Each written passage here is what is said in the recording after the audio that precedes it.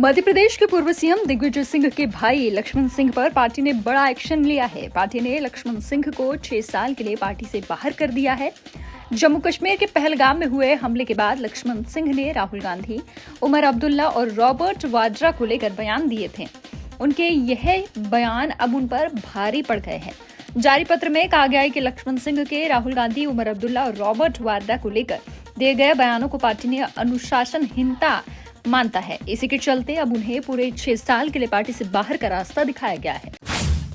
कांग्रेस द्वारा लक्ष्मण सिंह को 6 साल के लिए पार्टी से निष्कासित किए जाने पर बोले भाजपा प्रदेश अध्यक्ष विष्णु दत्त शर्मा ने कहा कि यह कांग्रेस संगठन का निर्णय है, इसमें मुझे कुछ कहने की जरूरत नहीं है। लेकिन लक्ष्मण सिंह जी कभी कभी कांग्रेस को सत्य का आईना दिखाते रहते हैं, तो कांग्रेस में सत्य का आईना दिखाने वालों का क्या हाल होता है, ये मुझे लगता है कि लोग जानते ही है और शायद वही लक्ष्मण सिंह के साथ हुआ है।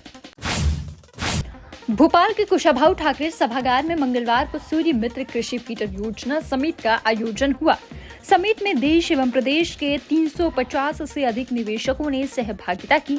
सभी के उत्साह का ही परिणाम है कि योजना में 20,000 करोड़ से अधिक राशि का निवेश होना संभावित है।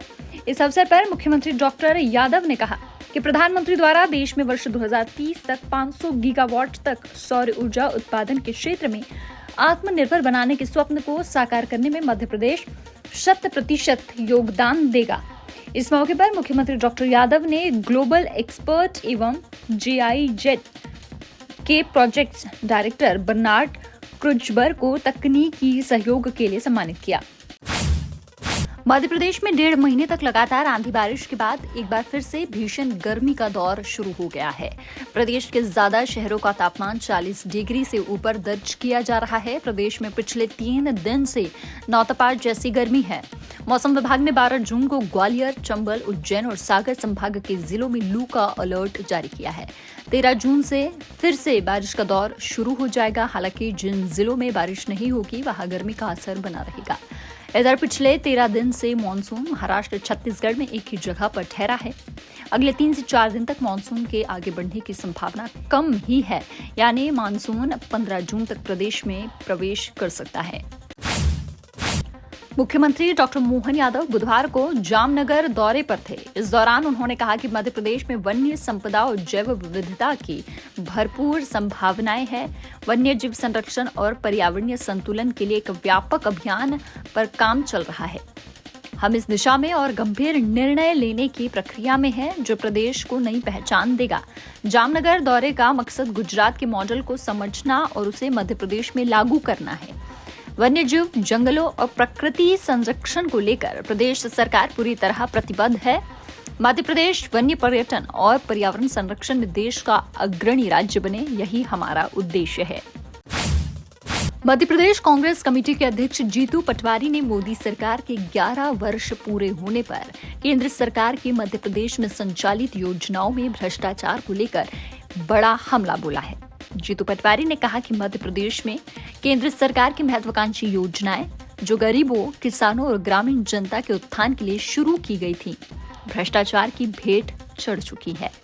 जल जीवन मिशन से लेकर स्वच्छ भारत मिशन और आयुष्मान भारत जैसी योजनाओं में अरबों रुपयों का गबन, फर्जी बिलिंग और कागजी प्रगति का घिनौना खेल सामने आया है।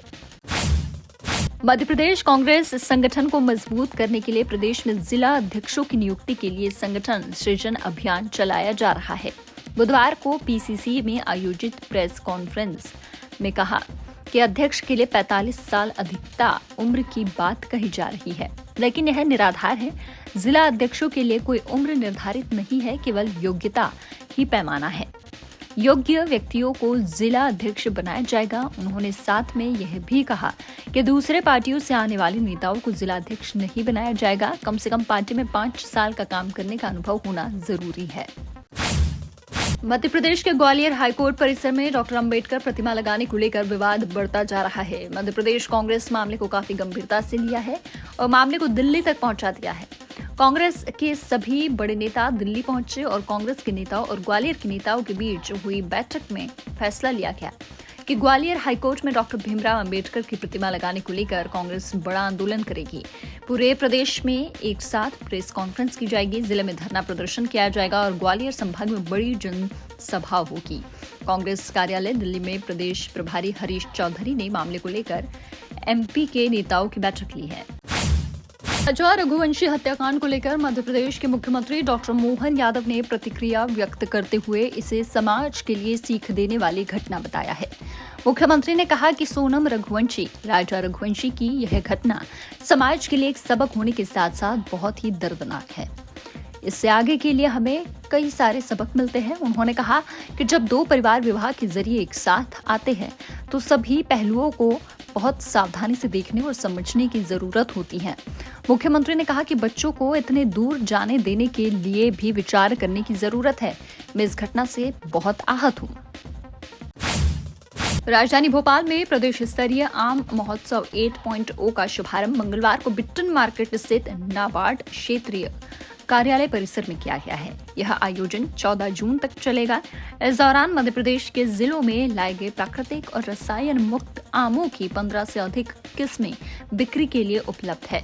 इस साल महोत्सव में नूरजहां और रीवा का सुंदरजा आम भी खास आकर्षण बना हुआ है। नूरजहां अलीराजपुर जिले के कट्ठीवाड़ा क्षेत्र में केवल 3 पेड़ों पर उगने वाला यह आम 2 किलो से ज्यादा भारी होता है और उसकी कीमत 2000 रुपए तक रहती है।